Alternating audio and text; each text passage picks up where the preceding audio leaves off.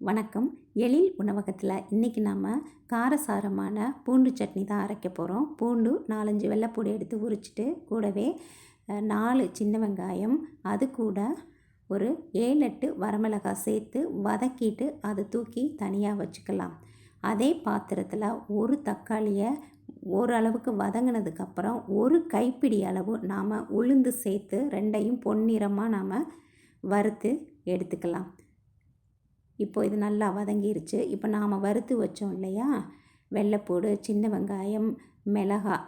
இப்போது இந்த இதுக்கு தேவையான அளவு உப்பு, கொஞ்சமாக புளி சேர்த்துக்கலாம். சேர்த்துட்டு நல்லா அரைச்சி எடுத்துகிட்டு வந்துடலாம். கொஞ்சம் கொரகொரப்பாக இருந்தால் தான் இது நல்லாயிருக்கும்.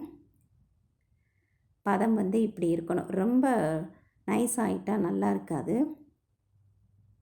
அதே கடாயில் கொஞ்சமாக நல்லெண்ணெய் விட்டு எண்ணெய் காஞ்சதுக்கப்புறம் கடுகுளுந்து கூடவே பெருங்காயம், கருவேப்பிலை சேர்த்து தாளித்து சட்னியில் ஊற்றிக்கலாம்.